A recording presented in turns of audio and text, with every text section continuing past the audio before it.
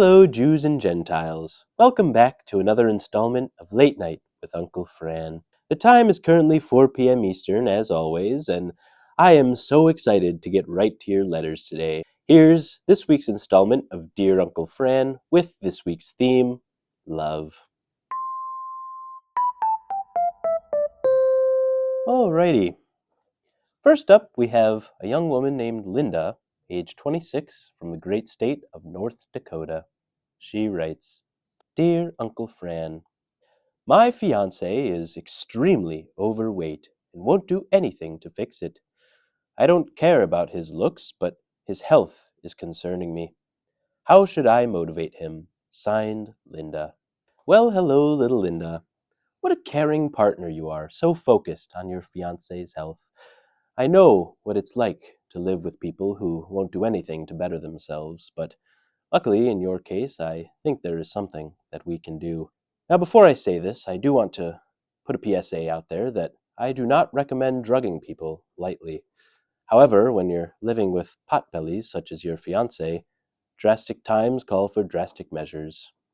What you can do, Linda, is put some laxatives in his coffee, his water, whatever you give him, juice. This will make him go to the bathroom so often he'll shed weight instantly. That's 20, 30, 40 pounds gone already just from pooping all the time. Next up, what I suggest you do is grind up some vitamins, vitamin C, D, the rest of them, and put them in Porky's dinner plate. Put them in his mashed potatoes and his cream of carrot soup and whatever else you feed the fat pig, and hopefully that'll bring some more nutrients into his diet, more balanced diet. Finally, you could find a nice gentle poison that you could put into Porky's favorite foods, perhaps some Doritos or Cheetos or Ho-Ho's, Twinkies. Basically, if Little Debbie makes it, you spike it with ricin or something. Not enough to kill the fat man, but enough to make him really ill, so that he thinks perhaps he's developed an allergy and avoids those foods.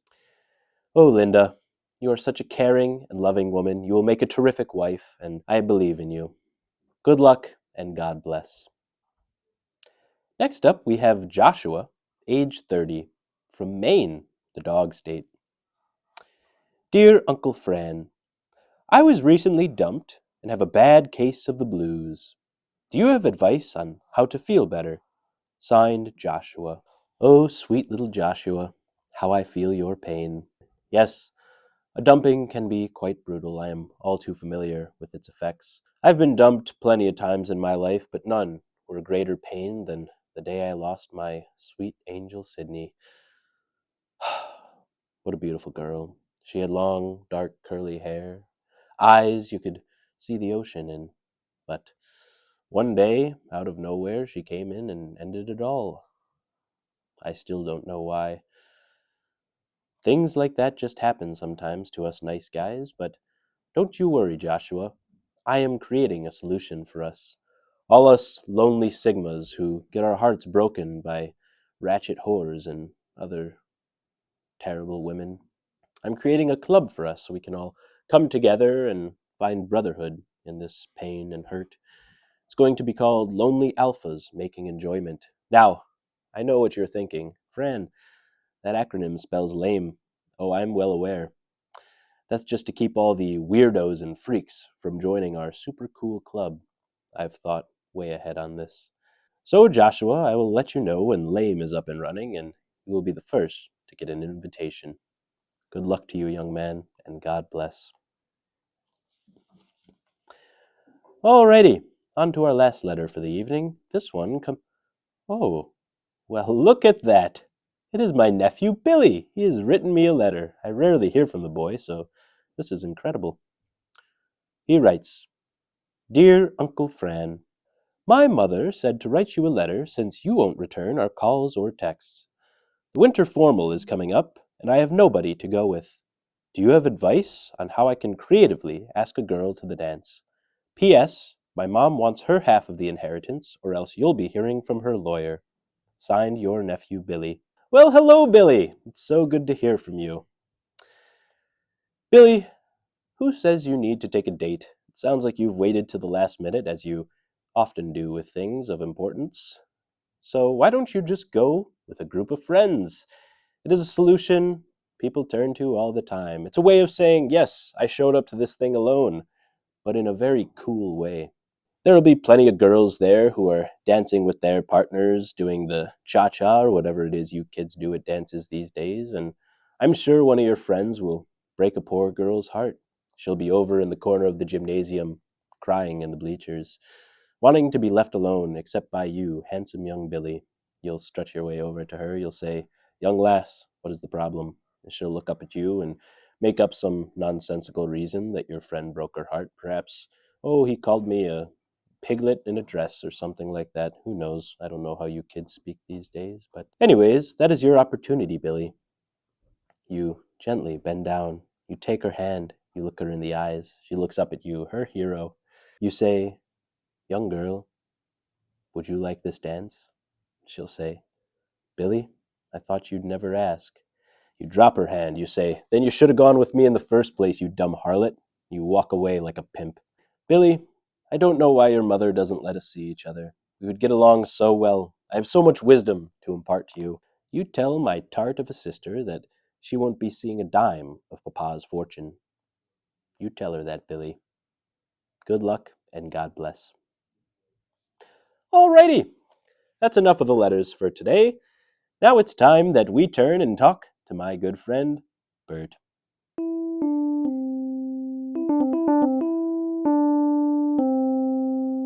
Alrighty, how are you doing today, Bert? I'm good, Fran. How are you? Oh, I'm doing so wonderfully. Yes, no, that's good to hear. It's funny. I was sitting there and I saw before I came in today. I was watching a commercial. The one with the Miller Lite commercial. The one with who's that guy? Who's that guy who talks throughout the commercial? Oh yes, I know which one you're talking. The Christopher Walken one. He narrates the commercial. Yes. That's the one. My God, Bert, that was an incredible Christopher Walken impersonation. The Foo Fighters. Yes, Thank you. I tried. Yes, yes. that's beautiful. I've been practicing. Christopher's going to be so flattered that you've taken after him. Yeah. Anyways, I was it kind of reminded me of my youth a little bit. I did some mischievous things when I was Oh yes, younger. I'm well aware. There's there's one story in particular. I so I was carry the one. I was about 20 24 years old. There was this girl that I really had a sexual attraction to. Yes. And Yes, that happens often you to know, men in their 20s. she was my type. She had the brunette and the curly long hair, beautiful like the blue green eyes. Just a just amazing specimen. But some loser was dating her at the time. Some loser, I don't even know where he came from, but he was dating her at the time. So I decided, okay, well, I wanna know a little bit more about this guy. Mm-hmm. So every day or so I found out where he worked. I was in between jobs, so I had some free time, and so every day he'd come home, and back then everybody was walking. It was okay to go outside and not get shot. He would walk, and I would gradually follow him, and that was just a repeated pattern for many years. So I knew his routines, I knew what he did, what he liked, what he didn't like, and so on. And I'd go into this tree, right? There was a tree near his home, and I would watch him just to make sure that he wasn't doing anything fishy. He had some strange hobbies. Almost every night he would listen to jazz on his record player, Dizzy Gillespie. Every night, it was the same album over and over. What can you say? The man has taste. Well, not in what he drank. That was strange. Every morning for breakfast, almond milk. Every morning, no change, and then he drank tea, lunch, and dinner. And it wasn't even like, oh, it's a flavored tea. It wasn't anything. It was just tea. I was just like, this dude is strange.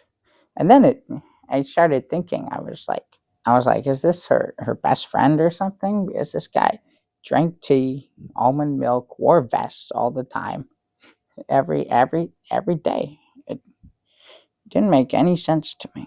I said to myself, he's probably a nice guy. This guy, I mean, he's a Boy Scout, so I don't know what else. He had nothing on him. But I was like, you know what? He's probably a nice guy. He's clean. I felt a little bad, but I was like, okay, all right, time for Bert time. There was one day she was walking down the street, and I said, "Hey Sydney, how are you?" And she was like, "Oh, hey Bert, how you doing?" And Bert. yeah, what's up? Bert, Bert, Bert. Did you just say that this woman's name was Sydney? Yeah, it was something like that. It was maybe even Susan. I can't remember. So it was so long ago. Bert, you mother. All right. Well, can I at least Bert, what was the name of the man whose life you ruined for this girl? um it was maybe John. Oh, Frank. It was Frank. Yes. Was it Fran, maybe? Maybe. I don't know. Potato, potato. Okay. First of all, being rude. Okay. I listen to you and you tell your stories. And finally, when I'm talking, you take your little potty mouth and you keep on talking when I'm talking. I feel like that's quite rude. So anyway, I said, "Oh, hey Susan, how are you?" Or Sydney, whatever it was. And she was like, "Oh, hey Bert, how are you doing?" And I was like, "Hey, I've been seeing you hang around that guy recently. Like, are you guys? I didn't know that you did black tar heroin." She's like, "What? What? What do you mean?" And I was like, I don't know. I don't know what to tell you. He's one of my neighbors, and you know, I just see him just putting the needle in his arm every night. So I don't know if Bert, that's something you like or not, or maybe you want to get comfortable with it. I don't know. The world is your oyster. And she's like, huh, no. Sure enough, a couple weeks later, she gives me a call. And she was like, hey, Bert, you want to get some coffee? I said, oh, yeah, sure. Love to. So we go to the diner and we enjoyed a nice cup of coffee. And then I took her back to my home.